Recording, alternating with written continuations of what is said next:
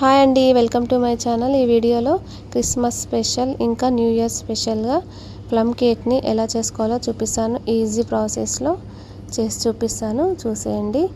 ముందుగా ఆరెంజ్ తీసుకోవాలి, పెద్ద సైజు ఒకటి తీసుకొని కట్ చేసుకొని జ్యూస్ తీసుకోవాలి. ఈ వీడియో కనుక ఫస్ట్ టైం చూసినట్టయితే సబ్స్క్రైబ్ చేసుకోండి ప్లీజ్. ఒక లైక్ కూడా చేయండి, వీడియోని పూర్తిగా చూసేయండి. ఇలా ఇప్పుడు జ్యూస్ని తీసి పక్కన పెట్టుకోవాలి. డ్రై ఫ్రూట్స్ తీసుకోవాలి, కాజు ముక్కలు సన్నగా కట్ చేసుకోవాలి, ఇంకా కిస్మిస్ చెర్రీస్ కూడా కట్ చేసి పెట్టుకోవాలి. ఇప్పుడు బ్లాక్ కిస్మిస్ వేసుకోవాలి, బాదం కూడా కట్ చేసుకొని వేసుకోవాలి.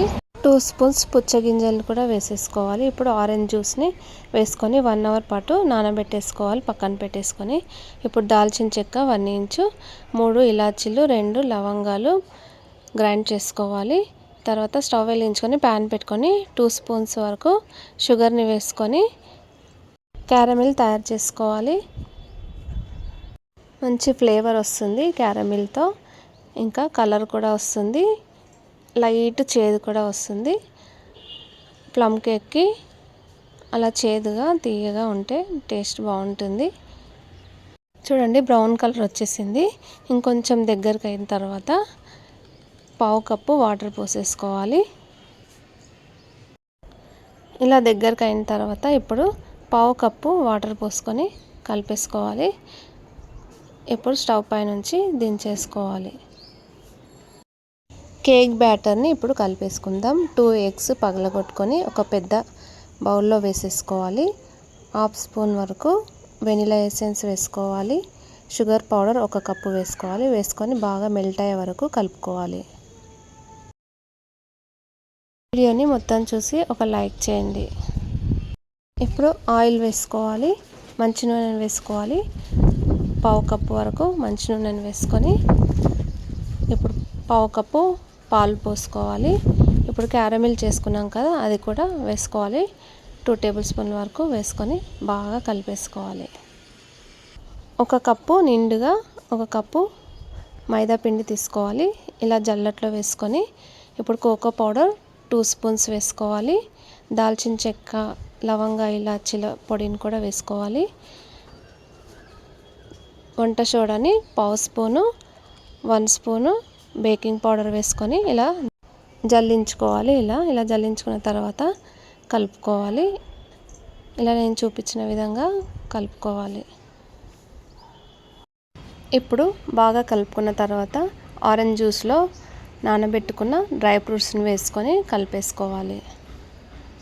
ఇలా బాగా కలిపేసుకున్న తర్వాత కేక్ బ్యాటర్ వేసుకోవడానికి ఇలా ఎత్తుగా ఉండాలి, వెడల్పుగా కాకుండా ఇలా లోతుగా ఎత్తుగా ఉండాలి. ఇప్పుడు ఆయిల్ వేసేసుకొని అంతా అప్లై చేసేసుకోవాలి.